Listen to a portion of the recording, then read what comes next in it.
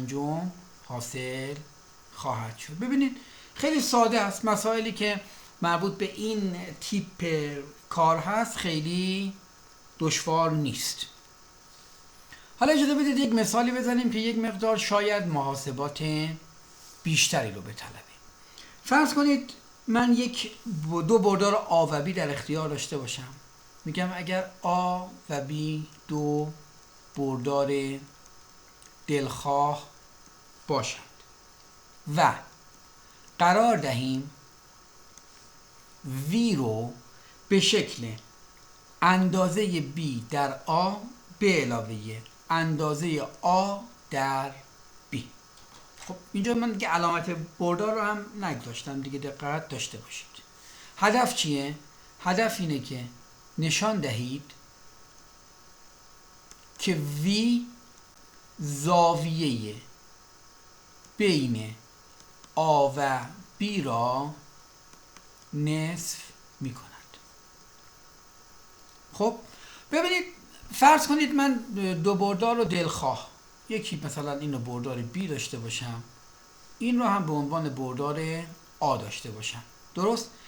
این برداری که به شکل اندازه بی در آ تعریف کردیم به علاوه اندازه آ در بی این باشه.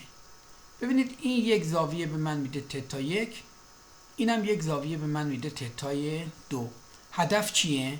میخوایم نتیجه بگیریم که تتا یک من با تتا دو من چیه؟ برابره. این باید چی بشه؟ اثبات بشه. خب طبیعتا من باید چیکار کنم؟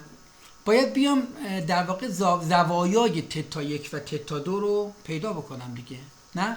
خب میام چجوری عمل میکنم؟ میام میگم مگر نه اینکه کوسینوس تتا یک یعنی این زاویه برابر بود با آ دات وی تقسیم بر اندازه آ اندازه وی. درسته؟ خب اینو میام میگم آ دات، خب وی چی بود؟ وی بود اندازه بی در آ به علاوه اندازه آ در بی تقسیم بر اندازه آ اندازه وی. خب این رو من میام حساب میکنم. آ دات اینجوری بذارید بگم میشه اندازه بی آ دات آ به علاوه اندازه آ دات بی. درسته؟ به این شکل میام این رو مینویسم. مخرج چیکار میکنم؟ میام میگم اندازه آ برای اندازه وی چیکار کنم؟ برای اندازه وی بذارید من اندازه وی رو بیام این بالا یه محاسباتی براش انجام بدم ببینیم چی میشه. خب وی مگر اندازه بی در آ به علاوه اندازه آ در بی نبود؟ پس اندازه وی برابر است با وی دات وی. یه توان دو هم من بیام براش بگذارم به این شکل. درسته؟ به این شکل میام قرار میدم. خب حالا میام چیکار میکنم؟ میام میگم وی دات وی رو پس من باید پیدا بکنم. خب وی دات وی رو اگر من بخوام پیدا بکنم میشه اندازه بی در آ به علاوه اندازه آ در بی دات اندازه بی در آ به علاوه اندازه آ در بی.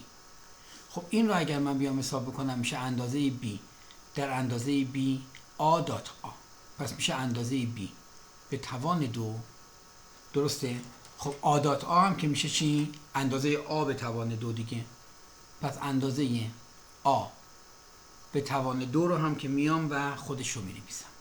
حالا اندازه آ بی دات اندازه آ بی میشه چی؟ میشه به علاوه اندازه آ به توان دو در اندازه بی به توان دو. یکی هم اینجا به دست میاد. درسته؟ حالا اینجا من یه دونه آ دات اینجا یه دونه آ دات بی دارم در اندازه بی اندازه آ، یه دونه بی دات آ دارم در اندازه بی اندازه آ، پس میشه دو برابر اندازه آ اندازه بی در آ دات بی. درسته؟ به این شکل. این میشه چی؟ وی دو. خب حالا این رو که حساب کردم میام برمیدارم میگم در مخرج اندازه وی دارم، پس اندازه وی میشه جذر این. درسته؟ خب جذرش رو اگر من بخوام بنویسم در واقع میشه به توان یک دومش. این پس میشه 2 تا اندازه آ اندازه آ2 اندازه B2.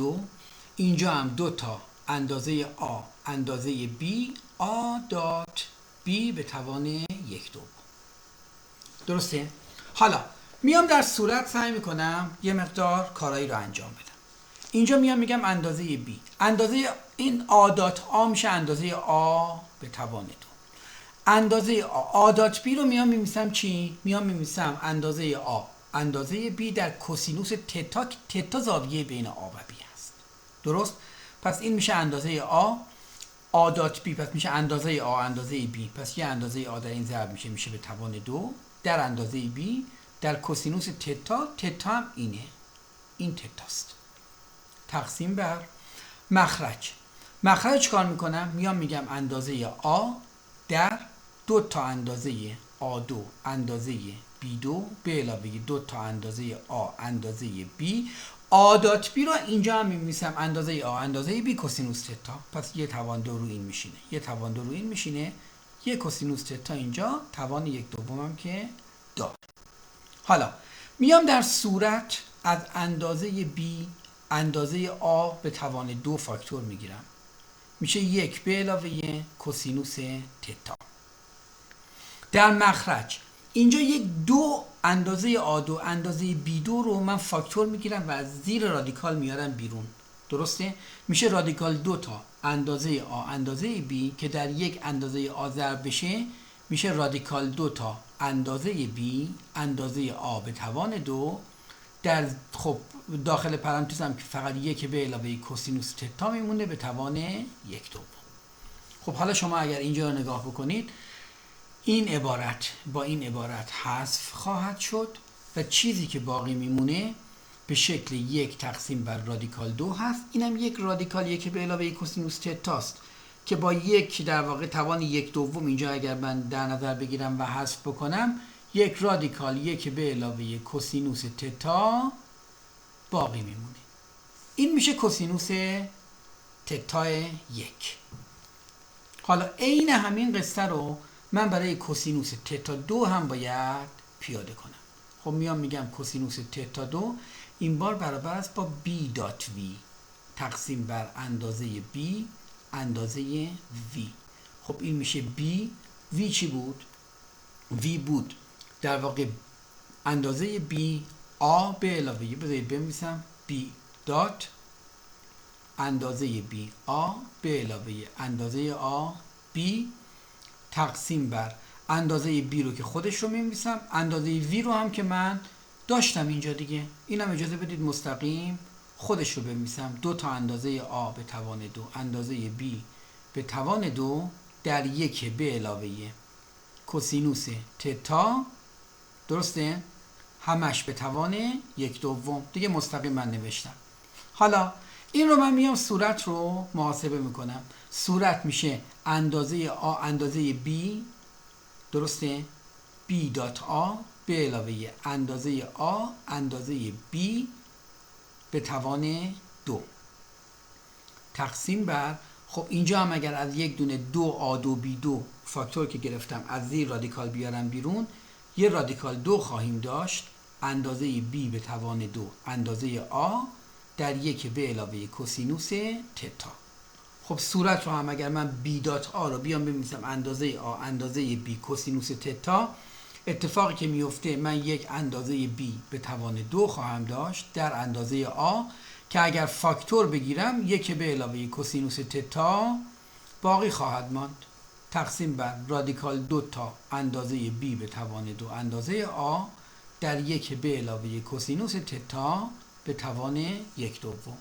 عین یکی قبلی من این رو با این حذف میکنم و یک در واقع توان 1/2 رو هم با توان 1/2 در صورت حذف میکنم. چیزی که باقی میمونه میشه 1 تقسیم بر رادیکال 2 در رادیکال 1 به علاوه کوسینوس تتا. پس اتفاقی که داره میفته ببینید در هر دوتا من به یه چیز رسیدم. ببینید اینجا و اینجا.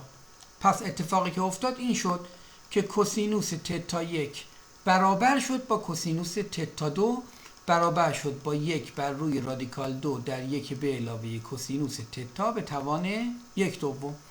خب اینم به من نتیجه میده که تتا 1 باید با تتا 2 برابر باشه، البته با رعایت اون ضوابط و قواعدی که در ارتباط با اینها کوسینوس ما داریم. اینم پس از یک عرضم به خدمت شما مسئله‌ای که کار محاسباتی داشتی خورده.